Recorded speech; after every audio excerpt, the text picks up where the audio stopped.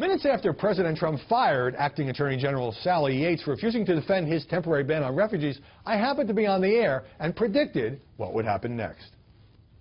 Sally Quillian Yates now takes her place in history beside Elliot Richardson, the last Attorney General who directly defied the President of the United States. On a Saturday, 44 years ago in 1973. Since Nixon, since the Saturday Night Massacre, we have not had a president dismiss someone because she disagreed with the legal analysis.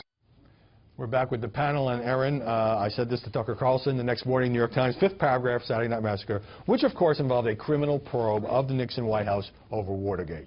That's right. Look, both Donald Trump and Sally Yates did exactly what they should have done. Sally Yates is a Democrat. She's an Obama holdover. I want to actually... Wait. You're going to get a lot of tweets, but before we go on.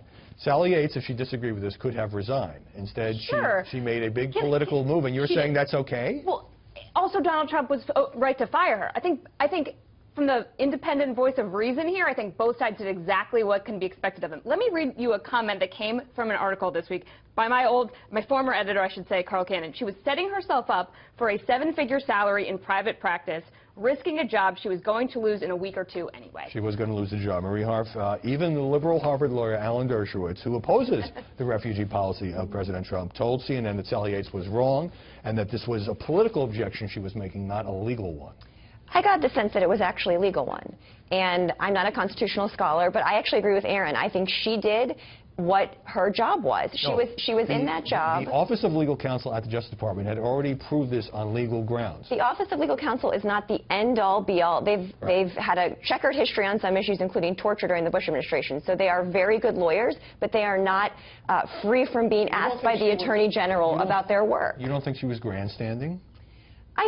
Look, I agree with Erin. She did what her job was. I think she felt she had a legal responsibility. And now, after we've seen multiple federal judges appointed by Democrats and Republicans standing up and questioning the refugee ban, what she did actually doesn't seem that crazy. But I agree that the massacre language... Too much. It was overblown. Absolutely. And Donald Trump was right to fire her, too. I mean, he was right. He's a Republican. Let me get Kellyanne. Talk about the optics of the way this was covered. And there was suddenly sort of woman in the news, Sally Yates, what a thing she did. She was an Obama holdover who was on her way out and did this, at least in part, to get attention. Political grandstanding. She wants a job at MSNBC as a political pundit, and I'm sure she'll get one in a few weeks. And she's a liberal hero.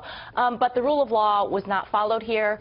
She passed through a lot of things under Eric Holder's watch that were questionable. But come back to the press coverage. The press coverage was overblown. The massacre thing was completely wrong. CNN went with it all day Monday, and then they still had stuff online on their site on Thursday calling it a Sunday night massacre. Yeah, plus you got to fire more than one person to have it be a massacre.